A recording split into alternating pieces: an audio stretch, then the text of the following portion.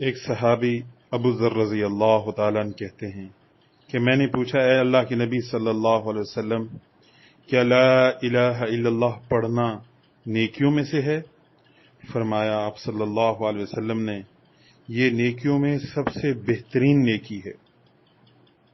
ایک اور حدیث میں ہے کہ ایمان کے 70 سے زیادہ شعبے ہیں اور سب سے اعلیٰ لا الہ الا اللہ کی گواہی دینا ہے، اور سب سے ادنا راستے سے تکلیف دہ چیز کو ہٹا دینا ہے۔ نبی کریم صلی اللہ علیہ وسلم کا ارشاد ہے کہ اپنے ایمان کی تجدید کیا کرو۔ صحابہ رضی اللہ تعالیٰ نے عرض کیا کہ ہم اپنے ایمان کی تجدید کیسے کریں؟ آپ صلی اللہ علیہ وسلم نے فرمایا، لا الہ الا اللہ کی کثرت کیا کرو، اس سے ایمان کی تجدید ہو جاتی ہے۔ حضرت زید بن ارقم رضی اللہ تعالیٰ عنہ حضور صلی اللہ علیہ وسلم سے نقل کرتے ہیں کہ جو شخص اخلاص کے ساتھ لا الہ الا اللہ کہے وہ جنت میں داخل ہوگا۔ کسی نے پوچھا کہ کلمے کا اخلاص کی علامت کیا ہے؟ آپ صلی اللہ علیہ وسلم نے فرمایا، حرام کاموں سے اسے روک دے۔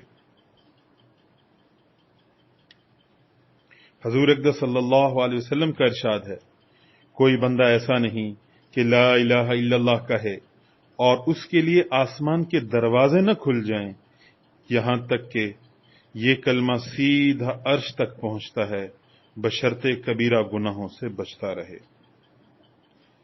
حضرت شداد رضی اللہ تعالیٰ عنہ فرماتے ہیں کہ حضرت عبادہ بن صامت رضی اللہ تعالیٰ عنہ بھی اس واقعے کی تصدیق کرتے ہیں کہ ایک مرتبہ حضور اقدس صلی اللہ علیہ وسلم کی خدمت میں حاضر ہوئے۔ حضور صلی اللہ علیہ وسلم نے دریافت فرمایا، کوئی غیر مسلم مجمع میں تو نہیں؟ ہم نے عرض کیا، کوئی نہیں۔ ارشاد فرمایا، کواڑ بند کرو۔ اس کے بعد ارشاد فرمایا، ہاتھ اٹھاؤ، کہو لا الہ الا اللہ۔ ہم نے تھوڑی دیر کے لیے ہاتھ اٹھائے رکھے اور کلمہ طیبہ پڑھا، پھر فرمایا، الحمدللہ، اے اللہ تو نے مجھے یہ کلمہ دے کر بھیجا، اس کلمے پر جنت کا وعدہ کیا اور تو وعدہ خلاف نہیں ہے۔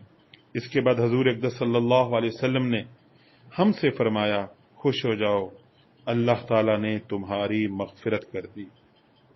حضور اقدس صلی اللہ علیہ وسلم کا ارشاد ہے کہ لا الہ الا اللہ کا اقرار کثرت سے کرتے رہا کرو، قبل ایسے کہ ایسا وقت آئے کہ تم اس کلمے کو نہ کہہ سکو۔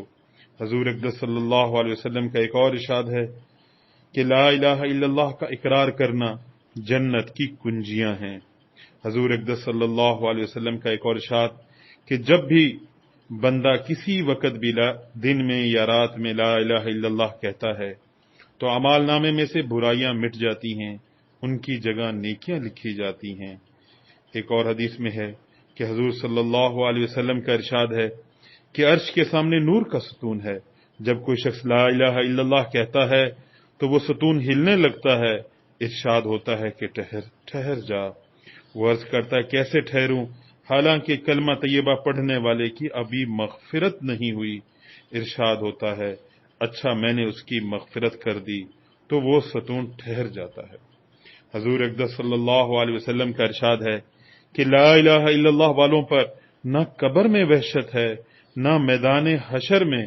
اس وقت گویا وہ منظر میرے سامنے ہے جب وہ اپنے سروں سے مٹی جھاڑتے ہوئے قبروں سے اٹھیں گے اور کہیں گے، تمام تعریفیں اس اللہ کے لیے ہیں جس نے ہم سے ہمیشہ کے لیے رنج اور غم دور کر دیا۔ دوسری حدیث میں آتا ہے کہ لا الہ الا اللہ والوں پر نہ موت کے وقت وحشت ہوگی نہ قبر کے وقت۔